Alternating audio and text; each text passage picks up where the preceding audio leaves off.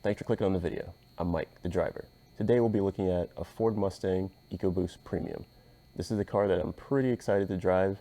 My first two cars from Mustang, so let's get into it. There's a problem with the what?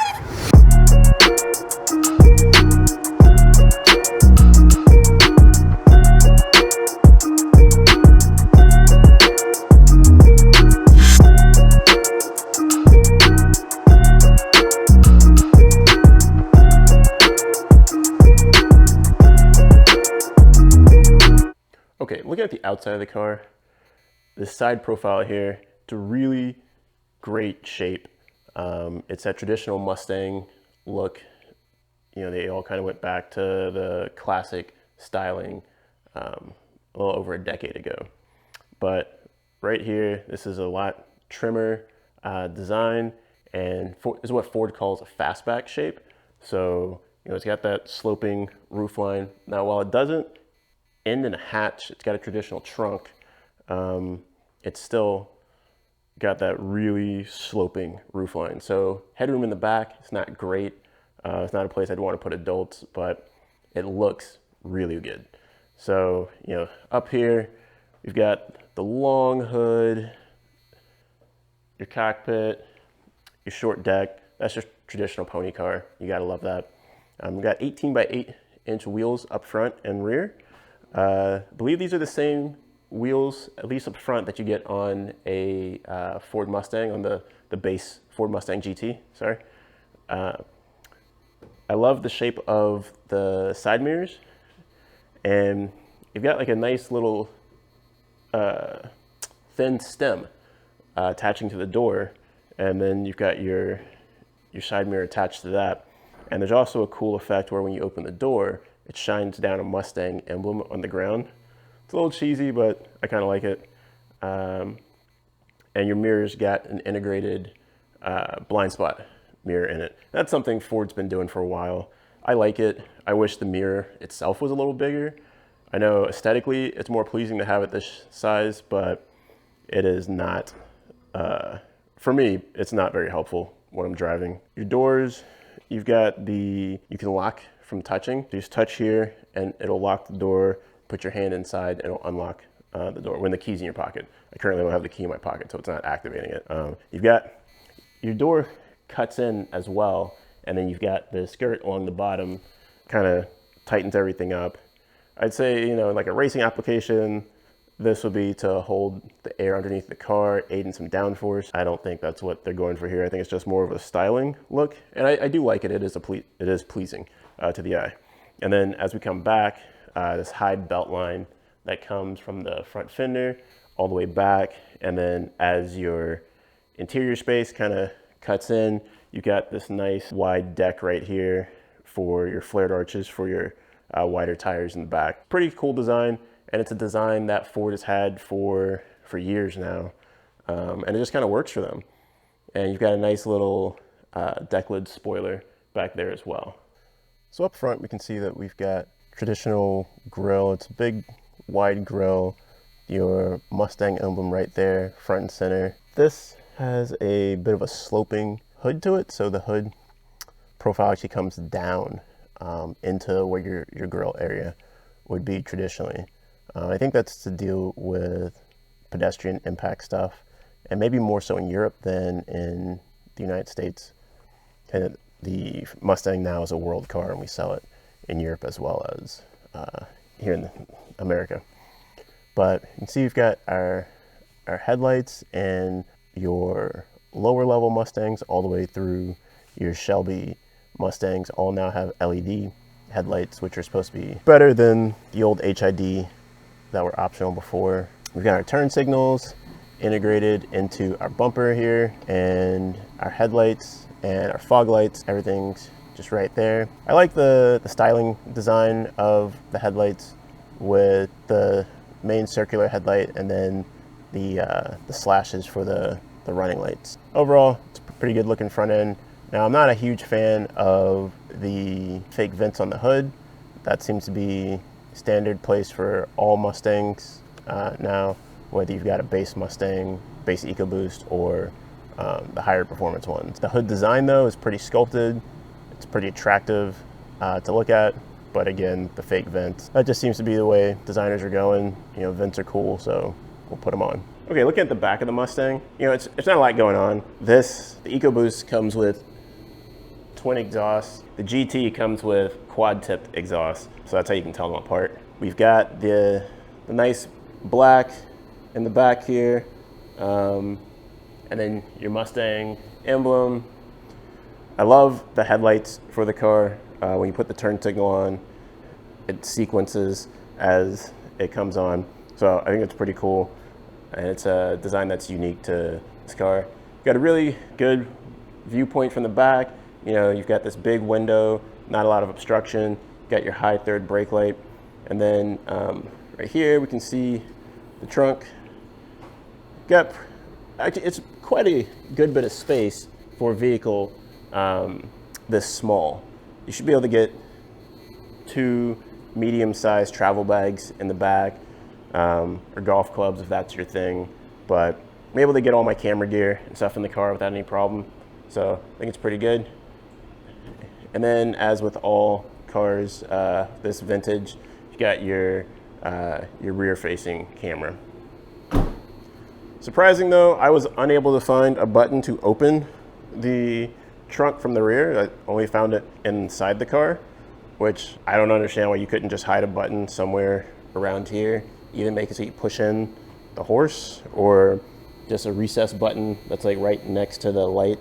I don't know. I've seen this on more than one vehicle though, so I think that's just where things are going, that they want to limit the amount of buttons for aesthetic purposes, or maybe manufacturing complexity, I'm not sure. Yeah, so this is the rear of the car, and I'll show you those turn signals.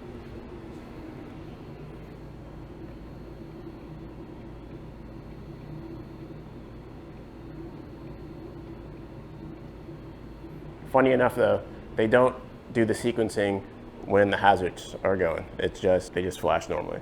All right guys, I want to give you a really quick look at the engine bay here. Just wanted to show you like how much room you have in this, and that's mainly because we've got the 4-cylinder turbo in an engine bay that's designed for a V8, right? You've got tons of room. You're definitely going to be able to do your own work if you want to on this car in here with minimal effort. You know, I hate when you're dealing with the big V engines in the tight space. You're just, you know, bruised and beaten knuckles and blindly finding bolts. You know, it's fun, but at the same time, it's really frustrating. And if you're like me, someone who likes to work on their own cars, you'd appreciate the space that's in this engine bay. All right, let's take it for a drive.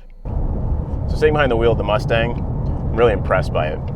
This isn't the V8 model that everybody, you know, wants or talks about, but it's got enough power, it's got enough speed. At 310 horsepower, 350 pound-feet of torque, it's going to do everything you need it to do. And I find myself from time to time speeding in this car, driving how I normally would drive. So I'm not sure you can even say that the 4-cylinder model is the slow Mustang. I don't think there is a slow Mustang now. You've just got fast and uber fast.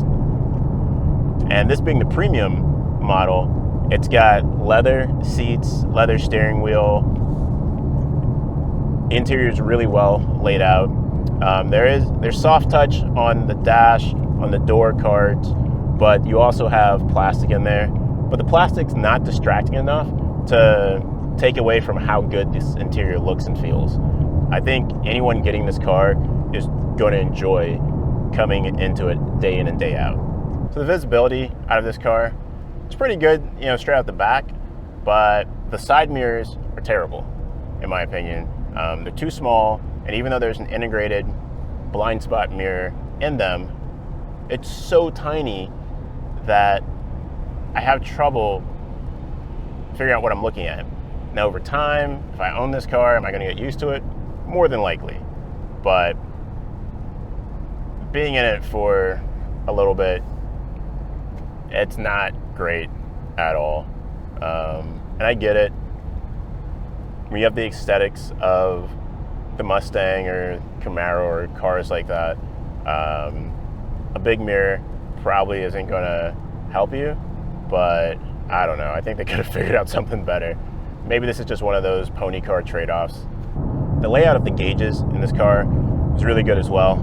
It doesn't have the optional 12-inch display that you can get, but it's just got 2 analog gauges for your RPM and then your miles per hour, how fast you're going. And it's got a 4.2-inch display in the middle, which is pretty familiar to anyone who's driven a Ford vehicle of the last 10 years. There you can control all your settings, your interior lighting,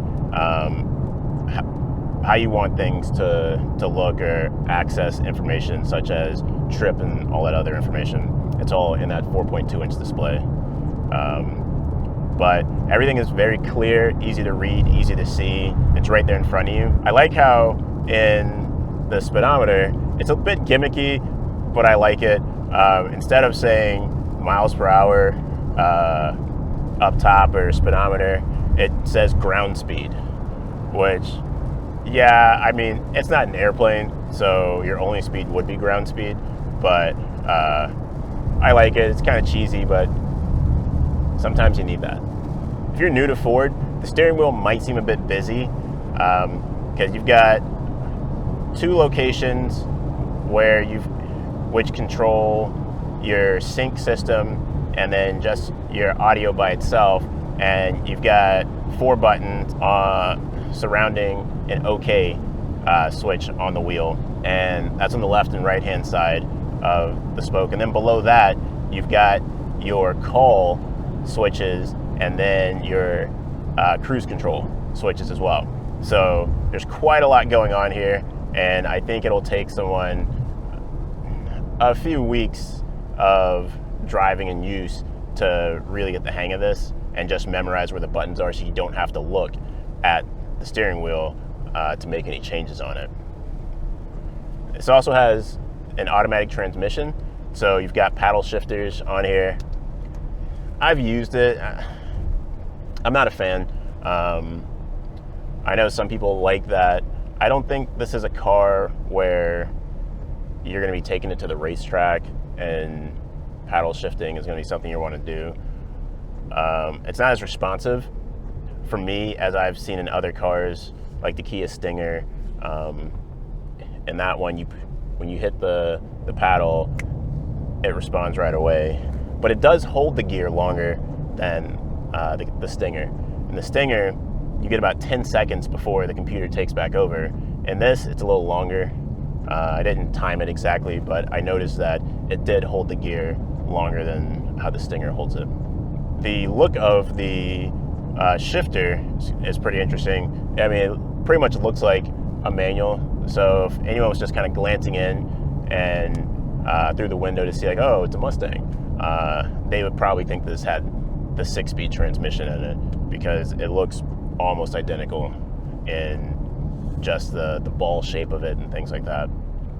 When I got in, actually, I initially thought that they gave me a manual, and then I noticed there were not 3 pedals, so I was sad. So I've always been a big fan of Ford's sync system, and that hasn't changed with the Sync 3 that we have in this vehicle here. Everything's pretty well laid out. You know, it's easy to find the information you want. I don't think that there's too many levels to the system to find exactly what you want and how to manipulate it. That said, I also love the buttons that they have here. I always like a touchscreen with buttons, you know, and I know that sounds counterintuitive, but sometimes you need a button. You know, when you just need that thing activated, you're not trying to dig through sub-tiers in a system. You know, you just want, I just need this, and you just hit the button. Because right here we've got, for the audio controls, you just have a button for settings. It's right there. So instead of having to go in, click audio, click settings, you just click the settings button. Audio settings are right there. You make the changes you need. Huge fan of that. I think everyone should do it. Everyone doesn't. And that's why people like me complain. But hopefully automakers will learn that this is what people want. Suspension setup is actually really nice in this vehicle. It's definitely a sporty suspension. There's no adjustable suspension in this particular model. So when you change things to sport or race mode or things like that, the suspension's not going to change. It is what it is. Which for me, it seems like it's a good balance of sport and daily drivability. It bounces a little more than say a GT or your regular sedan because it is a sport car, but it's not terrible.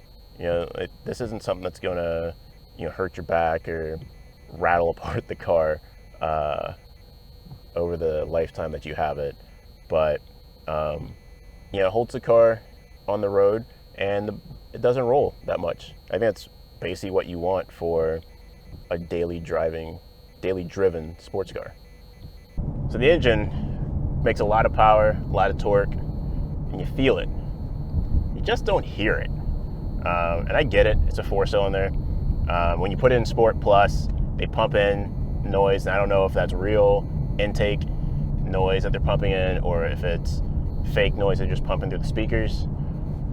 But other than that, it's quite a quiet car, which some people want, but every now and then it's nice to have that grumble, that noise, because even a V6 makes a little bit of noise. This is, I'm sure that having the turbo, while that adds power, doesn't help with the sound either. If anything, it does sound a little weak from the engine bay. When I hit the gas, it kind of sounds like it's struggling, which isn't the case, but it just sounds like it needs more power. So transmission, it's pretty good. I think this is the 10-speed that Ford offers, but while the shifts are pretty crisp and just not noticeable in normal driving mode, you've got it set to sport mode. For some reason, the mapping on it creates these hard